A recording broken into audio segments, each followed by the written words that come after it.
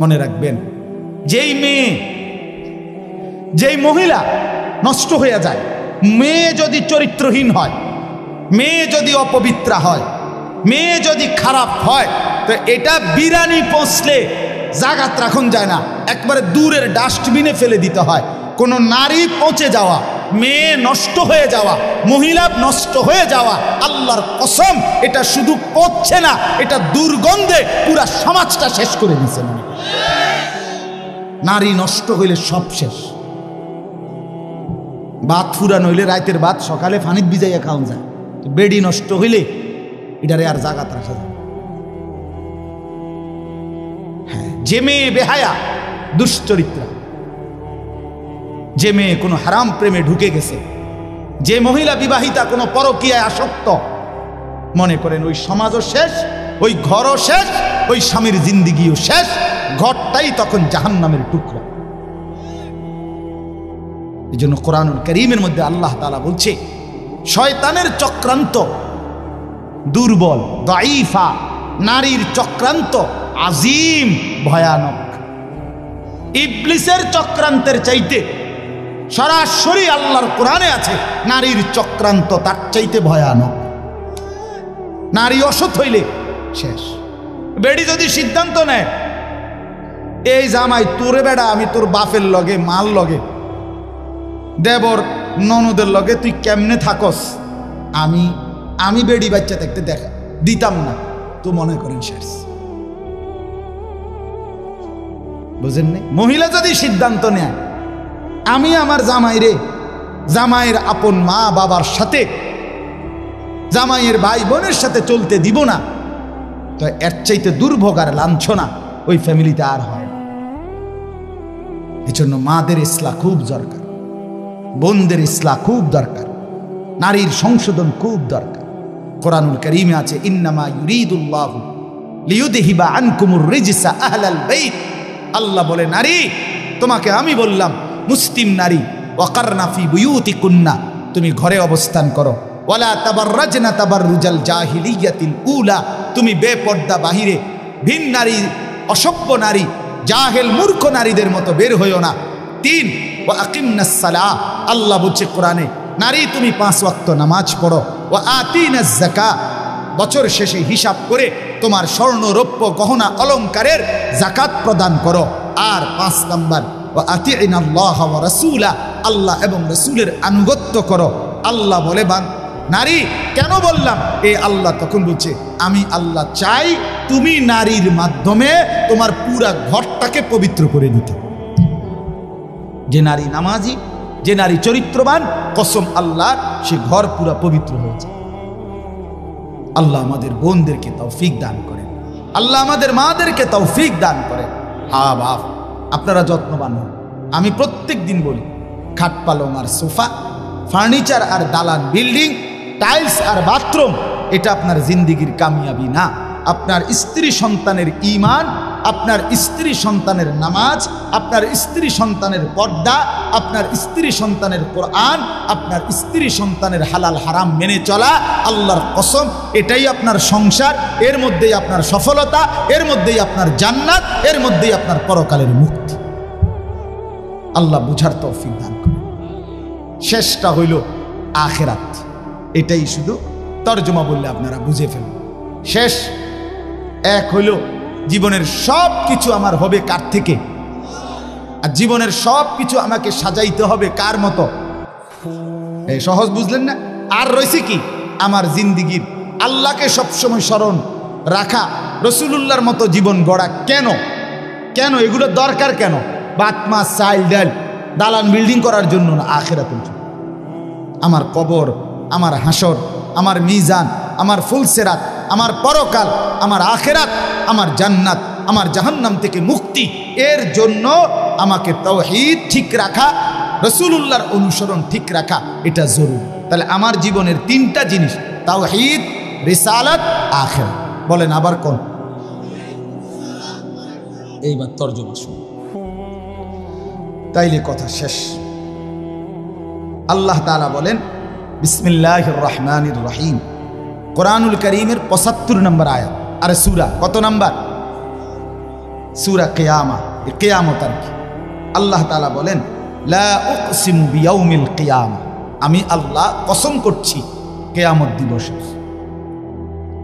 আমি কসম করছি বান্দা, আমি কসম করে বলছি কিয়ামত নিশ্চিত। আল্লাহ কসম করলে, এমনিতে বললেই তো আল্লাহর কথা 100 সত্য, সেখানে আল্লাহ আমাদের বিশ্বাস আরো হওয়ার জন্য কসম করছে। এরপরে আখিরাতকে ভুলে যাওয়া বুদ্ধিমানের কথা বলেন না, বুদ্ধিমানের কাজ। আল্লাহ আমাদেরকে বুঝ দান করেন। ওয়ালা উকসিমু বিন-নাফসিল লাওয়ামা, আল্লাহ বলেন 2 নম্বরে আমি আরো কসম করছি ওই অন্তরের, যেই অন্তর মানুষকে গুনাহের প্রতি তিরস্কার করে, নেক কাজের প্রতি আহ্বান। এমন একটা দিলের যদি কাউকে আল্লাহ এমন একটা দিলও দান করে, বড় মোবারক, বড় মোবারক, বড় ভাগ্যবান। এটাকে নফসে মুমিনাও বলে, নফসে লাওয়ামাকে। মানুষের ভিতরের এই প্রবৃত্তি, মানে আমাদের ভেতরের চাহিদা, প্রত্যেকের ভিতরে এই চাহিদা, এই নিয়ামতটা যদি না থাকতো দুনিয়া চলতো না। দুনিয়া চল, আপনি বইয়া রয়েছেন কি ওড়ো না, মনে হয় না, বাদ খাইতে না মনে হয় না, চলো না আইটে না, ভাল লাগে না, আপনি সাদা কথা ঠিক কিনা বলেন না কেন? মানে এইটা যদি না থাকতো ভিতরে প্রবৃত্তি, চাহিদা, সব তস্তস হয়ে যেত, সব তস্তস হয়ে যেত। তো এই প্রত্যেক মানুষের নফস, ভিতরের চাহিদা, নফস এটা 3 প্রকার। কয় প্রকার? 3। প্রথম, প্রত্যেক আত্মার প্রথম চাহিদা গুনাহের দিকে আহ্বান। মন প্রথম চায় গুনাহ করতে, মন প্রথম চায় অলসতা, মন প্রথম চায় অবহেলা, মন প্রথম চায় নাফরমানি, মন প্রথম চায় অবাধ্য। 60 বছর যার ফজরের নামাজ কাজা হয় নাই, ওই ব্যক্তির মনেও প্রথম শয়তান অথবা নফস তাকে ধোকা দেয়। আচ্ছা উঠতে পারি, সবসময় তো রাহো না। ইন্নান নাফসা লাআম্মারাতুম বিসসু, প্রত্যেক মানুষের অন্তর প্রথম গুনার দিকে আমন্ত্রণ করে। কিসের দিকে? এটাকে বলা হয় আপনার প্রথম নফসে আম্মারা, যেটা গুনার দিকে ডাকে। 2 নাম্বার হলো নফসে লাওয়ামা, ভিতরে এমন একটা প্রবৃত্তি তৈরি করা, যেই প্রবৃত্তি, যেই চাহিদা আমাকে যখনই গুনাহ হয় তখনই তিরস্কার করে। আহা কি করল, আহা কি করল, এটা কেন করল, মিথ্যাটা কেন বললাম, চুরিটা কেন করলাম, লোকটাকে কেন গালি দিলাম, নর্তকী কেন দেখলাম, নাচ গান কেন দেখলাম, লোকটাকে ওজনে কম দিলা কেন, এই বেটার উপরে জুলুম করলা কেন। এই যে বিবেকের দংশন, বিবেকের দংশন, অনুভূতির টানাপোড়ন, নিজের কলিজার মধ্যে জ্বলা পোড়া। আহা নামাজটা ছুটে গেল, আহা আর একটু আগে দাঁড়াইলে জামাতটা পাইতাম, আহা প্রথম রাকাতটা কেন পাইলাম, কেন কেন ফজরের নামাজটা জামাত ছুটে গেল। এই যে একটা অস্থিরতা, এই যে একটা বেচাইনি, বেচাইনি। আজকে সারাদিনে হায় হায় একবারও আল্লাহকে ডাকলাম, একটু কোরআন শরীফও করতে পারলাম না, কাউকে 10টা টাকা দান করতে পারলাম না। এই যে কোনো নেক আমলের প্রতি একটা অস্থিরতা, গুনাহের প্রতি একটা নিজের অস্থিরতা, কেন করলাম, এই কেন আমল ছুটে গেল, এতটুকু চাহিদা যদি কোনো দিলের মধ্যে থাকে, এটাকে বলা হয় নফসে লাওয়ামা। এর থেকে নিচে মুমিনের নামা উচিত না। এর থেকে নিচে নামলে তারে মুমিনের অন্তর বলে না, তারে ইমানদার বলে না। দৈন্তান্না কান্না রাসূলুল্লাহ সাল্লাল্লাহু আলাইহি সাল্লাম বলেন, ইজা সাররাতকা হাসানাতুকা ওয়া সাআতকা সাইয়্যাতুকা ফাআনতা মুমিন। নেক কাজ করলে যদি তোমার ভাল লাগে, গুনার কাজ করলে যদি তোমার কষ্ট লাগে, তাহলেই তুমি মুমিন, তাহলে এখনো তোমার ঈমান। কিন্তু বছরের পর বছর গুনার পরেও যখন বিবেকের কোনো দংশন নাই, তোমার ঈমান নাই। নাউযুবিল্লাহ। এটাই আমি বলতে চাইছি। প্রথম 10টা বছরে কেন মনে পড়লো না বিবি বাচ্চাকে টেলিভিশন থেকে ফেরানো দরকার? 10টা বছর টানা কেন মনে পড়লো না দাড়ি কাটা বন্ধ করা দরকার? 30 বছরে কেন মনে পড়লো না বিড়ি সিগারেট খাওয়া ছেড়ে দেওয়া দরকার? 20 বছরে কেন মনে পড়লো না সুদ ঘুষ ওজনে কম দেওয়া, মিথ্যা বাটপারি কামাই ছেড়ে দেওয়া দরকার? আপনার দিল আর দিল নেই, আপনার অন্তর আর ভেতরটা কি মরে গেছে। আল্লাহ আমাদেরকে হেফাজত করে। আর 3 নাম্বার হলো নফসে মুতমাইন্না, অন্তর আল্লাহর মহব্বতে রাসূলের অনুসরণ করতে করতে, কোরআন সুন্নাহ আমল করতে করতে এক সময় এভাবে হয় যে সারাক্ষণ নেক কাজ করতেই মন চায়, গুনার কল্পনাও আসে না। এটাকে বলে নফসে মুতমাইন্না, উন্নত নফস। এই নফসকে সরাসরি আল্লাহ ডাক দিয়ে নিজের কাছে নিয়ে আসে। তো আল্লাহ বলেন ওয়ালা উকসিমু বিন নাফসিল লাওয়ামা, আমি আল্লাহ কসম করছি ওই অন্তরের, যেই অন্তর তিরস্কার করে, গুনাহ হলে তিরস্কার করে, নেক কাজ ছুটে গেলে তিরস্কার করে। এতটুকুও আমি আল্লাহর পছন্দ না। এতটুকু হলেও কি পছন্দ, এর থেকে নিচে নামবা না। এরপরে আল্লাহ বলেন, তরজমাগুলো শুধু শোনেন, আয়াহসাবুল ইনসানু আল্লান নাজমাআ ইযামা। আল্লাহ বলেন, হায় মানুষ, তোমরা কি এই ভেবেছ যে আমি আল্লাহ তোমাদের কবরস্থ লাশ, এগুলা মাটির সাথে মিশে যায়, হাড্ডি গুড্ডি গোস্ত মাংস সব, আমি সেই জীর্ণ হাড্ডি, সেই শুকিয়ে উড়িয়ে যাওয়া ছিন্ন ভিন্ন হওয়া হাড্ডিগুলো আমি আল্লাহ বুঝি আর ফেরত আনতে পারবো না? আমি বুঝি এগুলোকে হাসরের মাঠে একত্রিত করতে পারবো না? এটা মনে করো না। অসংখ্য মানুষ মনে করে, কাফের মুশরিকরা মনে করে, বলে অনেরও মানুষ না, আমার লোকে চল আমি দেখাই।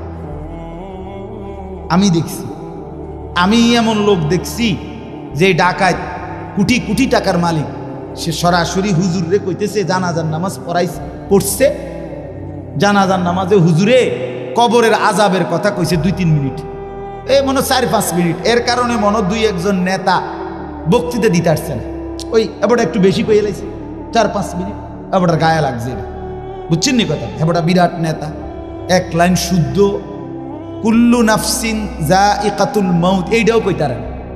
অসংখ্য মানুষ জীবনে দেখছি এই জানাজার সামনে আইয়া বক্তৃতা মারে, কুল্লু নাফসিন যায়িকাতুল মাউত, কুল্লু নাফসিন। তুই যে কিতা গলি বেড়া, তুই যেহেতু একটা জানাজাই ফরজ, তুই তো কমপক্ষে এই লাইনটা ঠিক করা দরকার আছে না? এটা নেই, কুল্লু নাফসিন, কুল্লু নাফসিন, এটা এই হোয়াদের বেড হইতারি, বুঝছেন না কথা? এবার উনি এই বেচারা ইমাম সাহেবকে ডাক দিয়া বলতেছে, আমি নিজ চোখে দেখছি ওই লোকটারে। বেটা কয়, হুজুররা কবরের আযাবের মিথ্যা ভয় দেখিয়ে লোকদেরকে আর কতদিন বোকা বানিয়ে রাখবে? এই বাংলাদেশ মুসলমানের বাচ্চা। হ্যাঁ, চিন্তা করছেন? আমি গত বছর খুলনায় এক চিল্লা সময় লাগাইছিলাম, আগস্ট মাসে, পূর্ণ 40 দিন। প্রায় 15 জন আলেম আমার সাথে ছিল, 30 জন সাথী, এর মধ্যে 15 জনই মোহতামিম নিয়ে আমি এক চিল্লা সময় লাগাইছিলাম গত বছর। আপনার আলহামদুলিল্লাহ 40 দিন পরে 17টা জামাত নিয়ে কাকরাইল আসছিলাম, 270 জন, এর মধ্যে 57 জন আলেম। খুলনার সবচেয়ে বড় আলেম, করাচি হজরতের খলিফা, উনিও চিল্লে বেড়েছে, আলহামদুলিল্লাহ। যাই হোক, তো ওইখানে আমি 4টা প্রাপ্তবয়স্ক অনার্স পড়ুয়া যুবক, আমি নিজে কথা বলছি এদের, ওরা সরাসরি বলছে যে আল্লাহ বলতে কিছু আছে। আমি মোটেই বিশ্বাস করি। মুসলমানের বাচ্চা,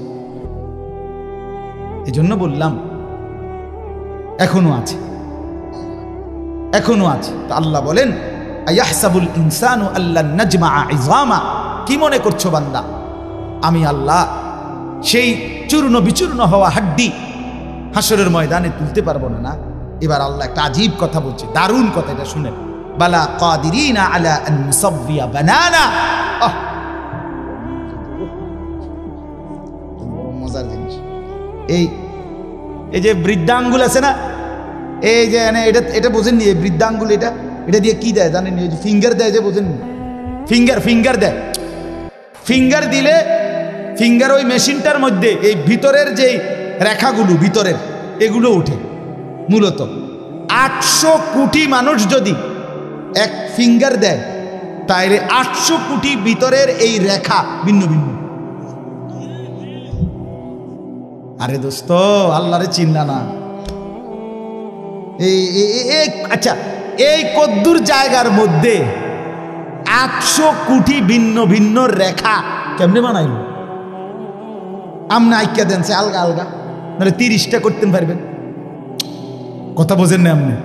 এটার লগে এটার মিল নাই, এরকম বেমিল বেমিল বেমিল করে করে নাহলে কয়টা মানে একদ্দুরের ভিতরে এদ্দুর কাগজের ভিতরে আপনি একদ্দুরের ভিতরে আঁকা দেন সে 30টা নাহলে 300টা 800 কোটি 800 কোটি সুবহানাল্লাহ। কি কারিগর মহান মাওলা, এতটুকু জায়গার মধ্যে কিভাবে এই রেখাগুলো, নাহলে এই ফিঙ্গার দিয়ে আলাদা আলাদা বোঝে কেমন?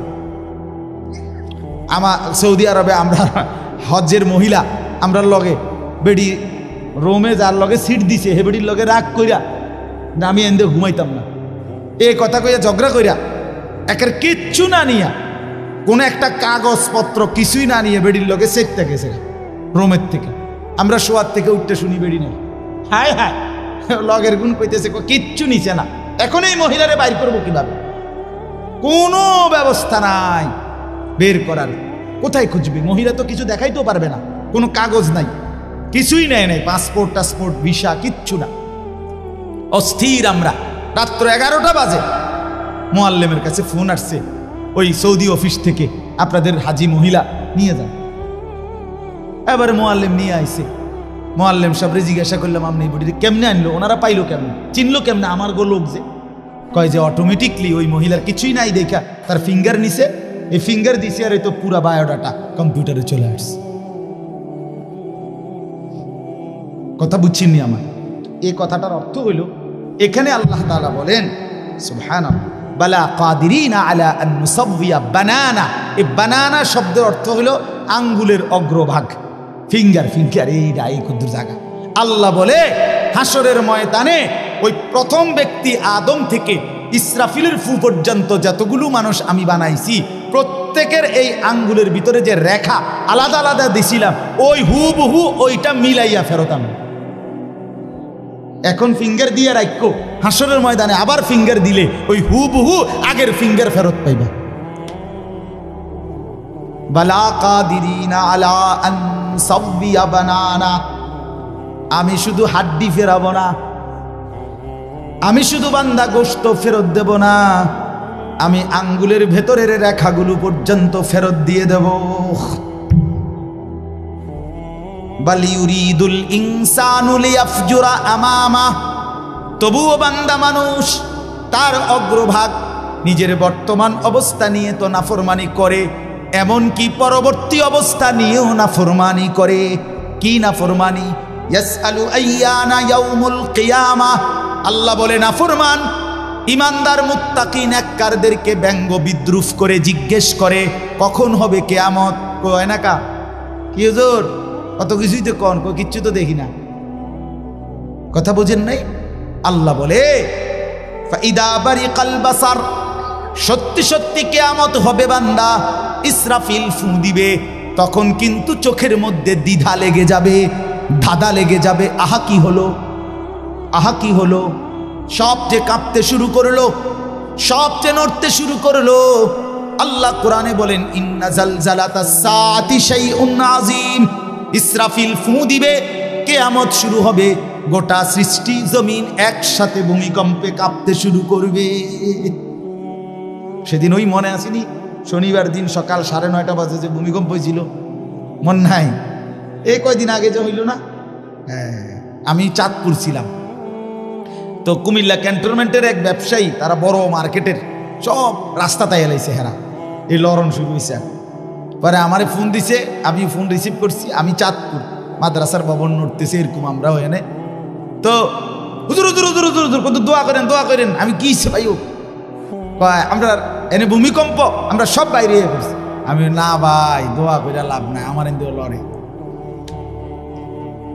কি, আমি কি দোয়া করবো, আমি তো দৌড় ঘুরে আসি, ঠিক কিনা বলেন না?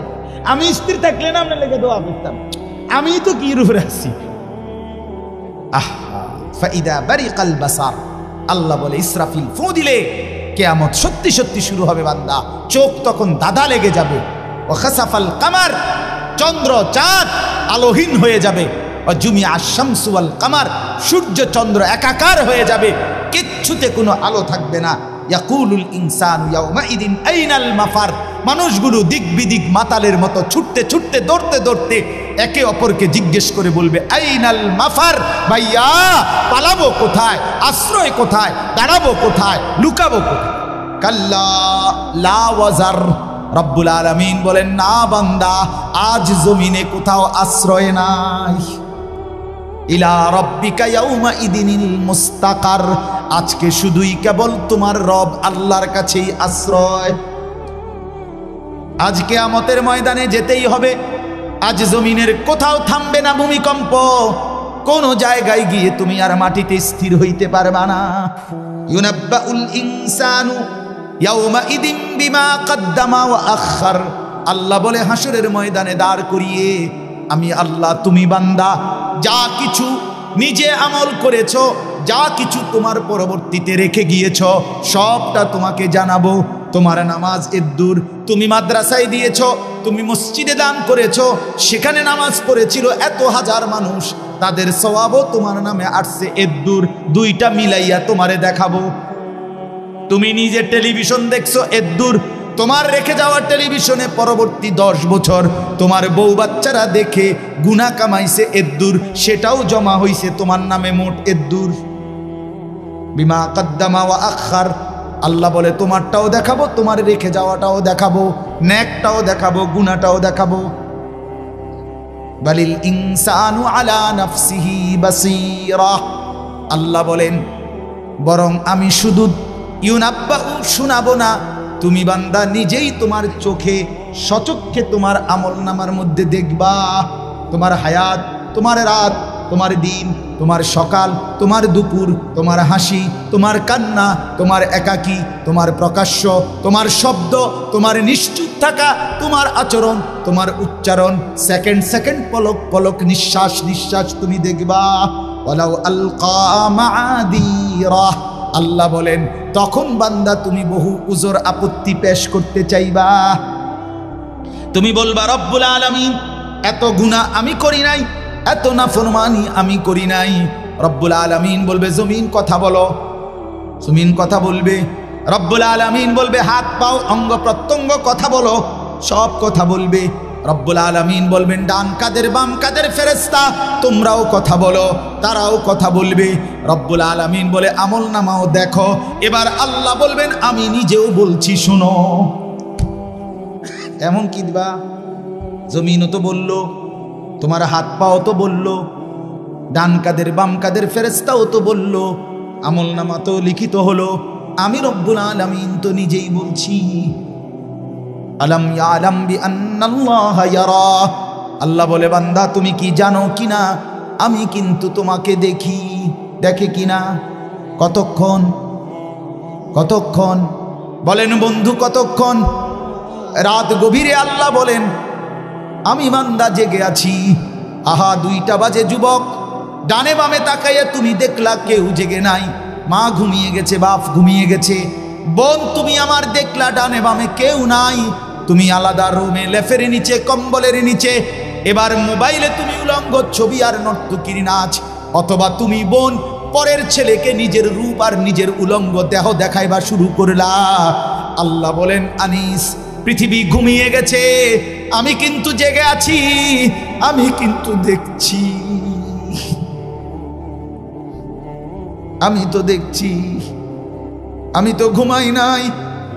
আমার মতো মনিবকে সামনে রেখে কেমনে মনটা খুলতে পারলা, করতে পারলা বলেন? আল্লাযী ইয়ারাকা হিনা তাকুম, আল্লাহ বলে বন্ধু আপনি দাঁড়াইলেও আমি দেখি। ওয়া তাকাল্লুবাকা ফিস সাজিদিন, আমার নামাজি বান্দাদের সাথে রুকু সেজদা করলেও আমি দেখি, আমি তো দেখি। লা তাখুযুহু সিনাতুন ওয়ালা নাওম, আমি তো তন্দ্রাও যাই না, ঘুমও যাই না।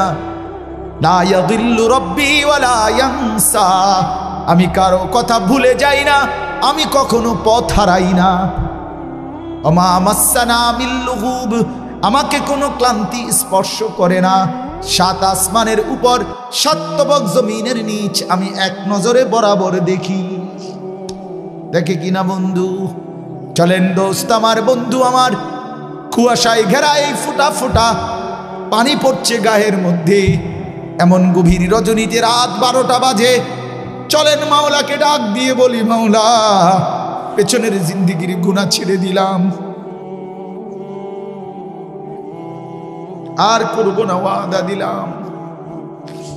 আমি মাওলা লজ্জিত, মাফ চাইলাম।